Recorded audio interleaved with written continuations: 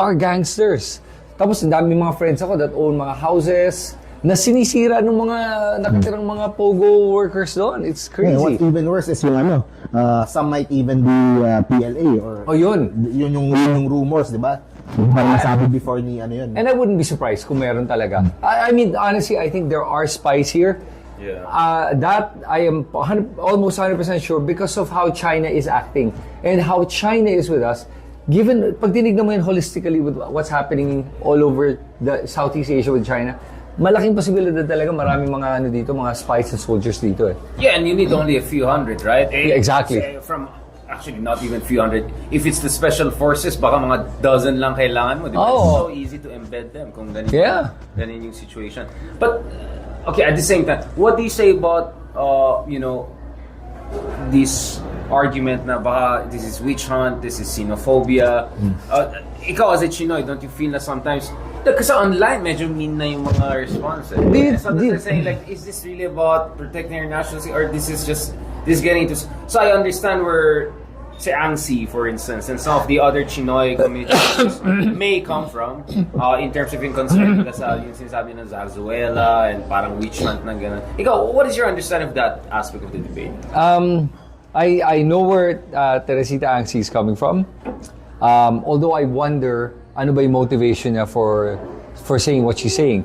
Kasi the problem is with regards to Alice Guo is it's obvious na the birth certificate is falsified. She's not even a Filipino Chinese. Right. She's just Chinese. She's just Chinese. Right. Yun na yun eh. I mean, if she was a legitimate Filipino Chinese, fine. Pero she's not even that. And ang punto lang dito is nagsisinungaling yung tao harap-harapan sa lahat. Under oath. Under oath, with her personal life, her business dealings. Tapos pinakinggan mo lahat, padaplis yung mga sagot niyo to try to get away with it. You're trying to defend somebody who's indefensible. Yun lang yun. Listen, I have no issues with legitimate Chinese that are here. I have friends from mainland China. Ito is a different case. This woman is really milking and taking advantage of the flaws in our system. How can you say that she's mainland Chinese in the sense that she cannot prove she's from here, but maybe it's just an absence of proper documentation, pero baka love child daw siya or maybe dodgy circumstances. And then is it also her family name, yung Guo or something na mas mainland daw? How do you say? Kasi Tagalog you listen to her Tagalog. Does that sound like somebody who's natively born here? It sounds like a crash course na. No, it does. You're not kidding. It does. At saka exaggerated na eh. Exaggerated. Saka pag pinanood mo yung vlog niya, nakita mo yung vlog niya? Yung, hello po, simpleng tao lang po ako. Ito, favorite ko yung tuyo. Mahilig ako din sa sinigang. Talagang may parang she was trying to almost paint a picture. And then she keeps repeating that same picture of what she wants people to believe. She's simpleng tao lang ako, naka-McLaren na hindi daw sa kanya, pero yung kumpanya pala niya, she's a partner of, actually owns it, yung mga gano'n talagang ang daming mga inconsistencies. So, and then ito pa, nung pina-Fukien siya, I don't speak Fukien, by the way. I understand it very well. A lot of my friends do. My family speaks Fukien. It's so different from Mandarin. Yes, very different. And when she spoke Fukien, sabi ko, hindi to native Fukien speaker. What she spoke is just very basic lang na Fukien. Yes, very basic. Anyone can. Pero may memorize. And it sounded like somebody who speaks Mandarin trying to speak Fukien. Even my batchmates and my friends that are speak Fukien very well. Sabi lang, Pilit yung Fukien na to. Mandarin speaker yan, hindi yan Fukien speaker. So tama yung intervention ni Lauren Legarda na she went down the road of, okay, let's figure out if you're really Chinoy because Chinoys are mostly from... Yes, and if she was born here, she would know how to speak that easily. Even if she's not from Southern China, dahil almost all the other Chinoys. Yes. Pero ano lang, one thing about Lauren, what I didn't appreciate about Lauren, what she did was yung biglang may mga, you go back to China, may mga ganun. I'm like, Lauren, that might trigger, why did you have to say that? Yun lang, medyo na. Yeah, and that's why you're giving ammunition to the others who are saying this is just xenophobia. Yeah. That's why I like the demeanor of Senator Gatchalian and Senator Ontiveros. Yeah. They try to I think Lauren wanted to have her moment also. Everyone was trying. I mean, definitely Jingoy's boyfriend comment was not very helpful. No, and until now, recently, yung in-interview siya, nagpa-press con siya, tinanong sa kanya, ano ba yung ebidensya mo? Well, basta ilalabas ka. Ba't tayo mo ilabas ka yun? Sabihin mo na, hindi pa pwede. Anong inaantay mo? I mean, seriously, I don't think he has the evidence that he's saying. It sounds like it's just somebody claiming to be that can easily be refuted and he's gonna look like an idiot. Pero ako, I'm seeing a lot of, sa Pangasinan So I'm monitoring yung mga social media activities sa Pangasinan. People there, yung political rivals nung guy na being accused, naglalabas ng mga information about na they have companies together there, merong mga ganong nilalabas. May company si Alice Guo at yung guy, yung mayor. May mayor din to. No? Oh, really? I'm not sure kung gaano katotoo yung nilalabas. Right. Pero, kumaga parang it's, alam nila doon. They know them na. Okay, that's a very good question. I think papunta tayo dyan in terms of how far the roots of this are gonna go. Yung spider web of it. Yeah. Before going there, like, so if she's not Chinoy and she's from probably northern China, the more Mandarin-speaking parts of China, then doesn't that reinforce the argument that baka spy siya, then the crash course siya? Kasi if she's just like whatever useful idiot, her language proficiency is decent, right? Probably she picked it up quick. And if you're more from the north, most likely dyan na-recruit siguro yung mga, people, that's where the government... Right.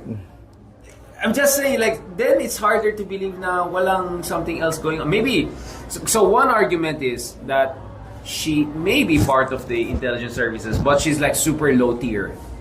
Yung parang cannon fodder level lang, and then there's some enticement because of the Pogo connection. What about that angle? Sige, if we were to try to go to that angle, I think it would be this, na she could be such a deep penetration agent na nung na-contact na niya itong mga criminals, the mainland Chinese criminals, sa tingin ko then she acted like, I'll help you guys and everything and really go into that. So now she has the inside information on all the... double infiltration is infiltrating both the Philippines and the Pogo. Tapos then pwede pa niya i-blackmail yung mga yun na, hey, I actually am when the time comes. So she's gathering ammunition also. Kasi wanted criminal yung partner niya Si Wang Ziyang is a wanted criminal in she China. Will also pressure them to do what she wants. Parallel national security. Right. If you do this, I'll let you go and I won't say anything. Pero yun ang inutos na pala sa kanya. So if we wanna go that angle, pwede yun. Yun nga, kasi if you really insist na hindi ito talaga taga-Southern China, hindi talaga ito, then it keeps on reinforcing. So it's also possible that actually she's not a low tier for intelligence services. Probably she's really deep penetrated and double infiltration. And more importantly there, she was hiding in plain sight in the sense that, if I'm spy, I won't be so stupid to have a Rolls Royce in a farm and run for mayor. But sometimes it's exactly how it works, right? It's so crazy it works. It's absurd. It worked for 2 years. It worked. So, I mean, this is like Netflix China material, right? Like whatever happens, just when I thought Kiboloy would have been my Netflix pick, this thing is the next level. Well, I mean, is this like the golden era of Senate hearings and all? Just when you were recovering from... Okay, let's rewind a little bit. I want to go back to your question, the spider web one, but we need to really talk about PDEA leak and the Bato and all, because the Alice Guo hearings just massacred that hearing. Like, totally fell off the radar, right? Like, no one minds that. Even Jingoy said, doon na ako sa kabila. Ito baka pwede natin. Kumain ka na ba? So it totally killed the PDEA leak. I mean, Maricel Soriano hearing. That was the peak and then it died, di ba? So, what do you think about the PDEA leak? Both of you. Ikaw muna, Mark. Anong tingin mo dun sa whole PDEA leak conversation? Hearing, quote-unquote hearing. Because I know you're an avid fan of Bulljack TV. Where, kumbaga kung meron tayong RRC, RMC, meron silang BNJ, next si BNM, Jonathan Morales and Bulljack. Obviously, that whole hearing is just to push the narrative that BBM is a BBM drug uses. addict, yeah. Yung legal substance. Yun lang yun. That's the whole point of that hearing. And nothing else. Yeah, sabi nila may video sila. Kailan daw yung showing? Mag-July na. Di ba dapat yung May pa yung showing? Yun, May so, trailer pa. hindi, yun talaga eh. Yun talaga yung pinaka lang talaga ng buong hearing na yun. Siguro I'm guessing si Zubiri, he allowed that to happen. Kasi he was trying to appease the DBS. You're talking about the ex-Senate President. Oh, yeah. Senate President Zubiri. He allowed the hearings to happen. Probably because yung DDS block was the only thing that's keeping him as Senate President at that time. He needed the numbers. So parang yun yung pambigay niya sa inyo. Pambigay niya sa inyo. So in the end, he pissed off everyone. Everyone. Including Bong Revilla's legs. Ayun, no. Pero anong tingin mo dun sa Footgate? Yung dahil daw sa paa ni Revilla. Ako, I believe that. I believe that talaga. Kasi if you hear yung sagutan nila at that time. That was talaga, so bad. Away diba? na away yun. Away eh. Parang nagkakabastusan na and all that. There were plans already to remove him a few months before. Right. But they didn't have the numbers. So after them, yun na, doon na talaga, that sealed the deal. Tapos idagdag mo na, syempre, small factors yun, ganito, small factors yun, Malacanang, siguro, may konti ano, pero I think that sealed his fate talaga, yung leg. Ikaw, what is your read of the whole PDEA leak and the Senate mess, the whole coup and all of that? Well, I agree with Mark on this one. Bato was really, trying to, discredit BBM on this one. Yun ang panlaban nila eh. Gusto nila talagang masira yung pangalan ni BBM. So, kaya niya to ginawa, which makes him look bad because he didn't do his homework.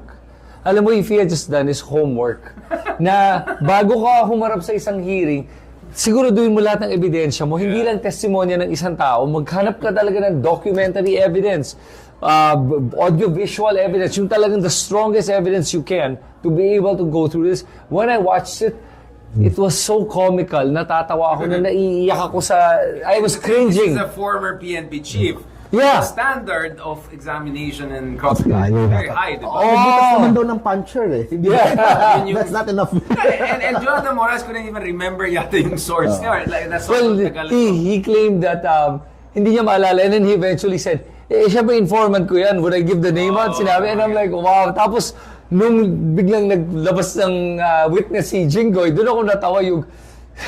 So, bakit sinabi mo sa pangalan ni Lam? Bakit ganun? Sabi niya, kasi alam ko, pag nilagay ko pangalan ni Lam, maniniwala si Morales na talaga gusto. So, ginagago mo kami, genius ka. Oh, actually. But my favorite moment was still this whole... Basta ako, hindi pa convicted, investigate. Yeah. Hindi ka tulad ng butihing senador. Si Bato goes, stop. Like, talaga nag-panic mode si Bato. Kasi hindi yun yung drill natin. Talaga hindi na makontrol yung mga niya. Grabe.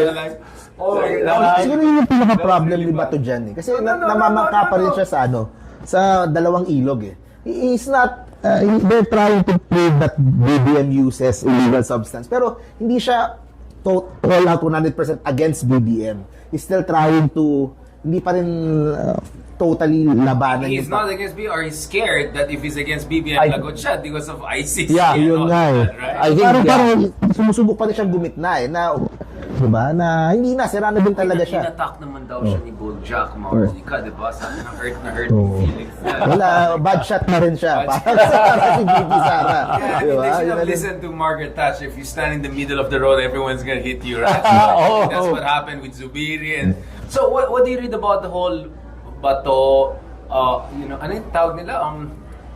Who does hug? Or something like that. Yung right. President. And Tapos, and then the next day, sabi si Zubiri, I've seen strange things in my life. But this is completely... alam mo, no? Iyak siya. Hug siya. Tapos bumoto rin siya sa kanila. I mean, what the heck, diba?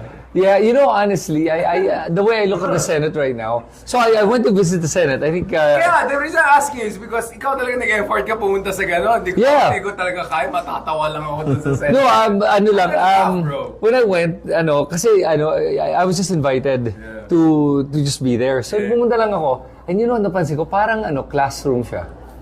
Parang, Pangit yung Senate talaga, pangit yung building. hindi lang, yung mga composition ng tao, parang nasa school ka lang, may mga kaklase ka, may mga bully, may mga scholastic, may mga nerds, may mga iba-iba mga personal. High school. Oo, talagang nakakatawa. Tapos magkukumpulan sila. Kita mo yung mga magkakampi doon, kung sino magkakasama, sina Robin Hood at saka si Bato, magkasama sila palagi. Asa doon si Jinggoy sa harap, hindi naman si JV sa likod kasi ayaw nila magkatabi. Asa doon si Risa, ganun eh. Very interesting the dynamics. So, that was such a eye-opener for me on how the Senate is. Ikaw, you've brought parati Congress ka, di ba? Nung Sa Congress, sa Senate, Hindi ka ba nag-Senate? Hindi ako masyadong pupunta. Doon na lang ako sa bagong building. Sa BJP pa open. Hindi pa. If you go to airport every time, you'll see that almost finished na pala siya. Almost finished na. I haven't seen it. Parang, sana naman deserving yung mga pupunta doon. Ang ganda eh. Ganda. So, I mean, you guys, from your understanding, is this the worst Senate ever? I mean, I remember when first Bong Revilla topped the race, people were talking. When Lito Lapid was there, people talked. When Erap became senator. But this looks like an interesting Senate. Yeah. Is it the worst, or if you look at let's call them the Magnificent 7 or 10, like the more matino ones, whether it's, Angara and Sherwin and of course Riza and Magana, maybe it's just a few who are really bringing down the whole Senate. What's going on? Hindi pa ako yung trend na na Popularity. yung magkapatid tapos mag-ina. So dati naman walang ganun eh. Pero ngayon nakita ko nila every 3 years pwede tayo magtatakbo. So dalawa tayo dyan sa Senado. Parang ang dami-daming Pilipino na pwedeng to fill that. Pwede tatlo. If the two Tulfo brothers run, Pwede. it will be Ben, Erwin, and Rafi. Can you imagine? That in 2025. Can you imagine? But I think what Bato showed everyone, and I think a lot of people realize na kung ganitong mga klaseng senador hindi pinapasok nyo talaga, magiging joke na yung buong Senado natin. At wala na. But is Bato really the worst one? Because I can think of Robin Hood. I can think of someone else who's more Robin Hood. interesting. Robin Hood. Is that what you're gonna say? Boy Sile. I want to okay. say. Yeah. I mean, alam mo, it's sad for the guy, honestly. alam mo, my God, ang daming mga. I think this is probably one of the worst Senates. Yeah, I would agree with that. It's just so sad listening to what a waste of money and time. I didn't even watch the whole PDEA leaks hearing kasi talagang I'm like, nakakabobo talaga. Wala akong natutunan dito sa pakikinig na tong Senate hearing na to. Na ako naman, it could be the worst, pero No. Oh, it can. it's the most entertaining. It's the most entertaining. Maybe, I mean, there are all of these stories from back in the day, na nung 1990s or early 2000s. Like people will rush to the Senate so that they'll catch the debates among the titans. Yeah. That was entertainment too. Like you're watching like the Roman Senate, right? Wala Yeah. kasing social media nun eh. Like parang Virgil line level of poetry and ganon. That was so they used to be entertaining in a very high quality way. And pag sinabi nung panahon na senador ka, talagang may something, may pasas ka. Yeah, ngayon it's a talagang, joke. Hindi, it doesn't cut the same way na talaga nawala na yung dignidad, Yeah. wala yung prestige. I remember I got to watch one Senate hearing during the impeachment trial of Erap. That was very interesting to watch. That was very interesting. Lauren was there, right? Yes, Lauren was there. Girl, Yeah. So back then, mas interesting pa, mas magaling yung composition ng Senate. This Senate is just really bad. And I think dito magaling yung Congress. They took advantage of how bad Bato was. They did that press con immediately, di ba? Yeah. And then they said, we're gonna conduct our own hearing. Not about the PDEA leaks, but the actual drug war. Yun ang panlaban nila.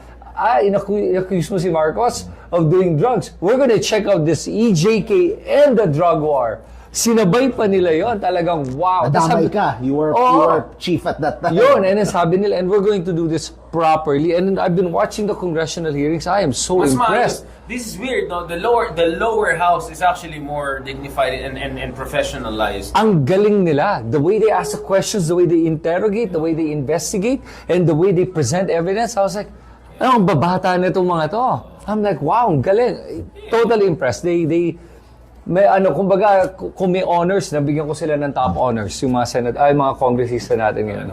Believe to sa Romualdez. Ay, sorry, sa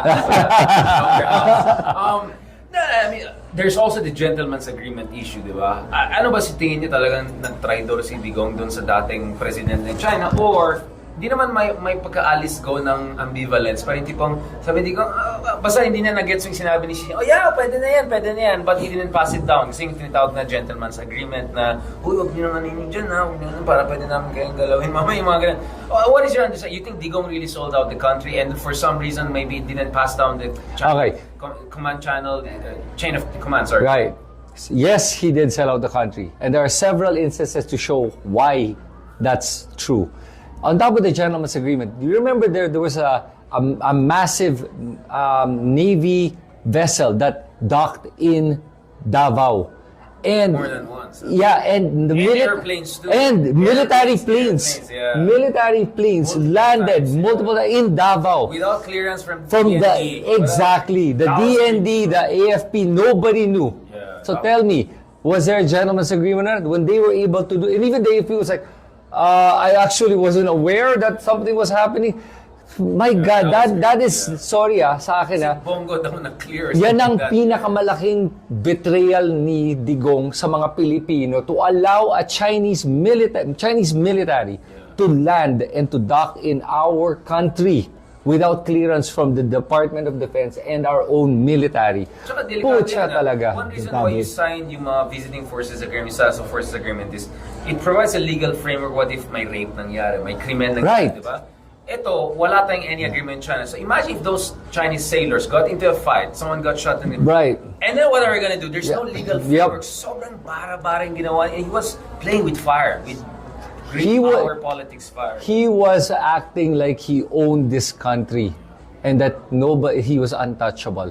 Unfortunately, he still feels untouchable and I'd love to see it otherwise. So, before we go to Digong, you were asking a question about, if you look at the Alice Guo situation, kasi we want to talk about Duterte's, but the problem is, kung sana si Duterte lang talaga yung problema, di ba? The Duterte phenomenon would not have happened without all the enablers at all levels. Yep. Right?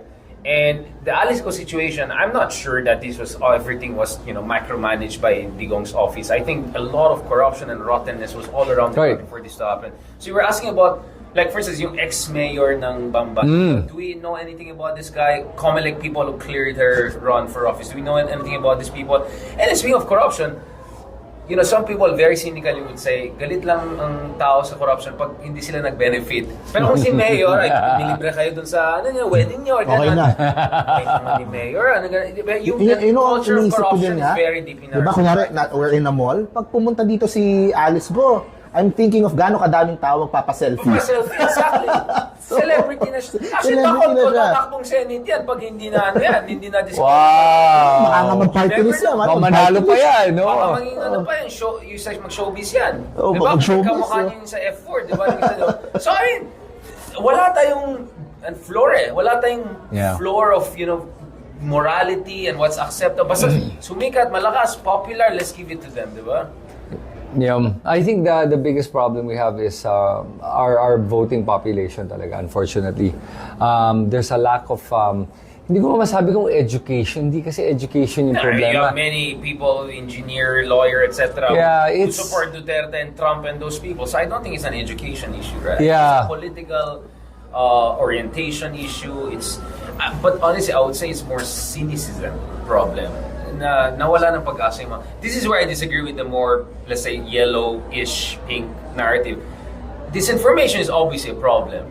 But we just saw a few days ago the Indian opposition against the humongous machine of Narendra Modi. This is the biggest right-wing populist machine on earth. Millions of members and all. The disinformation machine in India is 100 times worse than the Philippines. Just wow. Oh my God. And in India's case, my religious, my caste system, there's so many elements, this Muslim, Hindu, okay. Oh my God, there's so many levels to that. And yet, the Congress Party still was able to double their lead. So, what I'm saying, I can give you many examples. Brazil, Latin America, Lula versus Bolsonaro. US, Biden versus Trump. You think there was no fake news for Trump's side? Not Russian help for... And in France, so many... So for me, I agree that there's a problem, disinformation problem, but I think the biggest problem also is we lost the faith and trust of people. When we say we, anyone who believes in a liberal democratic project, because look at Digong came in 2016. All the data shows you cynicism was already seeping into the system. Yep. 2010s pa lang. So there's data in 2014 World Values Survey. Right.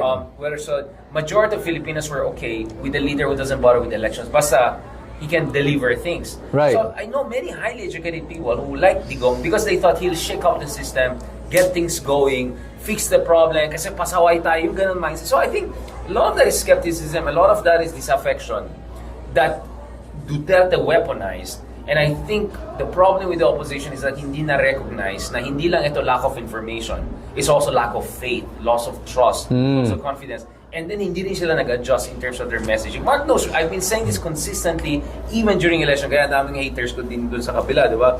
But honestly, I believe that because, and honestly, you can disagree with me, but my thing is, talking about lack of education or disinformation alone, we're gonna hopeless case ang opposition forever. Right. Because the more people will hate you if you're saying, baba kasi, di ka pumunta.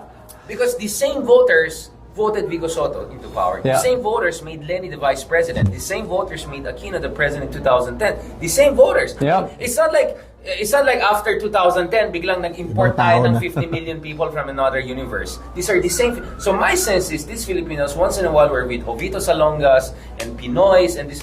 And when they saw the system is not delivering, for all the reasons they couldn't really fathom and understand, because walang mga podcast na ganito dati, they went for magicians. People who would just, throw the ball in the air. And say whatever they needed to hear. So for me, I'm for a more compassionate and at the same time critical thinking approach. Hindi lang pwede critical. It has to come from a position of compassion. Because you and I, maybe our life improved over the past 10 years under Pinoy, maybe, and even... Gloria. But ang dami natin mga